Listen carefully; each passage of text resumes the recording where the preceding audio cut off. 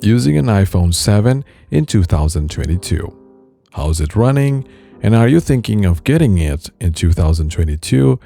If these are some of the questions you have, then this video is for you. Hey there, awesome people. How are you guys doing? So this is here Vbro from Tech Week, and today in this video I'll be talking about the iPhone 7 in 2022. So without any further delay, let's get into the video.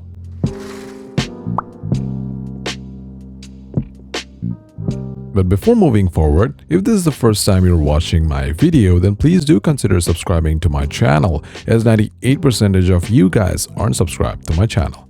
So if you really want to support a small creator like me, then a sub to the channel would definitely make my day.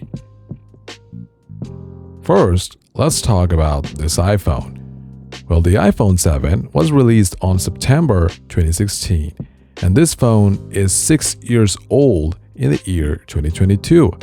And this was the first iPhone to ditch the 3.5mm headphone jack. The iPhone 7 has a bigger brother as well, which is the iPhone 7 Plus. In this video, I'll be talking about the normal iPhone 7 model.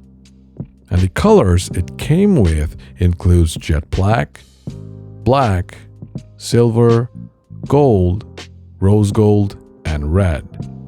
And the storage of iPhone 7 ranges from 32GB to up to 256GB.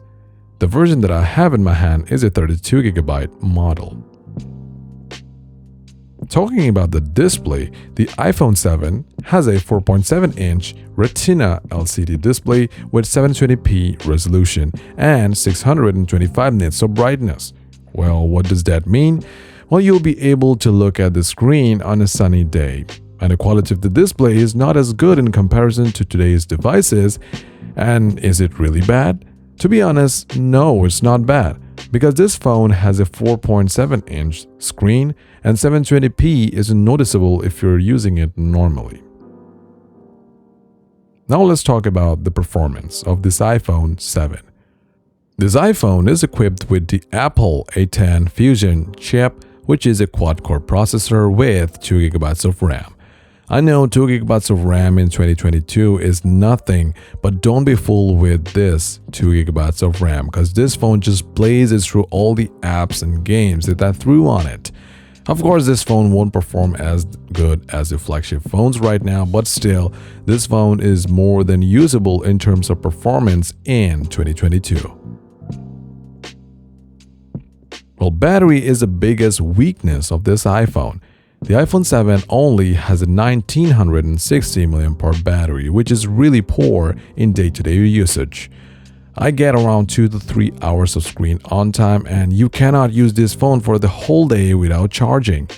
You'll have to charge this phone at least once. And yes, this phone doesn't support quick charge either, so charging up a small 1960 mAh battery feels really long.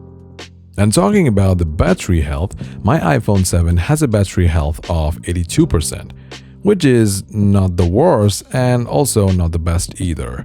But yes, after using this iPhone for 6 years, having a battery health of 82% is fine if you ask me. Now comes to the cameras. The iPhone 7 has a 12-megapixel primary camera and a 7-megapixel front-facing camera. The primary camera is capable of recording videos at 4K 30fps, Full HD at 30, 60, and 120 fps, and 720p in 240 fps.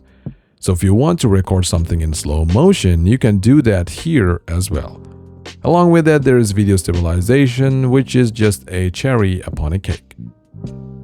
And the picture quality isn't the best, don't get me wrong, but still, if you want to upload a few clicks onto your social media, then it is fine, considering you're in a well-lit environment. Don't even think about night sight or night mode photography. It's really bad. The iPhone 7 has a dual speakers.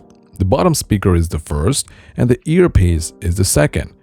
And if you're watching contents in landscape mode, then you can enjoy stereo sound in this iPhone. And there's no headphone jack, like I mentioned at the beginning of the video. Overall quality of the speaker is pretty decent and it's pretty nice in comparison to the mid-range devices that are available right now. Well, software is the strongest part of this iPhone. Even though this iPhone is 6 years old, yet this phone is running the latest version of iOS, which is nothing but the iOS 15.2. This software version may change if you're watching this video later, but I'm just really impressed by Apple's software support for older devices. And if I'm not mistaken, this iPhone 7 will also receive iOS 16 update, and that will be the last version of iOS for this phone. And after that, this phone will receive security updates for another year or two. I'm not sure about it. Now, after using this phone for several years, the thing that I noticed about this iPhone 7 is that its size. I really like small size, and personally I'm a big fan of small devices, but yes, smaller devices also mean smaller batteries and hence poor battery backup. And that's what the biggest drawback of this iPhone is. Other than that, the performance, connectivity, call quality, and even photos are pretty decent. The main reason for me to use the word decent is because even though this iPhone is running the latest version of iOS, but if you open the weather application and start scrolling, you will feel stuttering and slight hiccups during the first scroll. But after a few seconds, the application runs smoothly. And this might also be the case of the software optimization, but currently on iOS 15.2, there is a slight lag in the weather application, and talking about the other application, all applications run pretty much perfectly. Now, should you consider buying an iPhone 7 in 2022? Well, the answer is not really simple, and it depends on your usage, of course.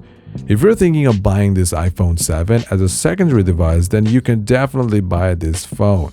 Of course, you cannot get this phone brand new, but you can get pretty good deals in refurbished market. And talking about using this iPhone as a primary device, then that will be an issue, mainly because of the battery life.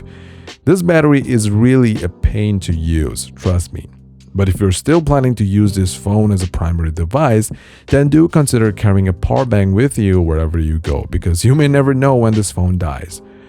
Other than the battery life, the phone is a great option if you're thinking of using it as a secondary device.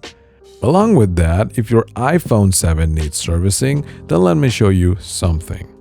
If I go to Settings, then go to General, About, and finally tap on Coverage Expired, there you can see under Service option, Paid Repairs and Service is available. Which means if your iPhone 7 needs some repairs or needs battery replacement, you can avail those features, which is pretty great for a 6 years old device.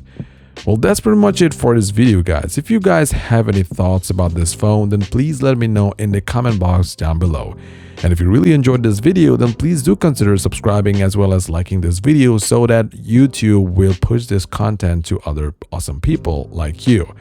Have a great day, and I'll see you guys in the next video. Cheers!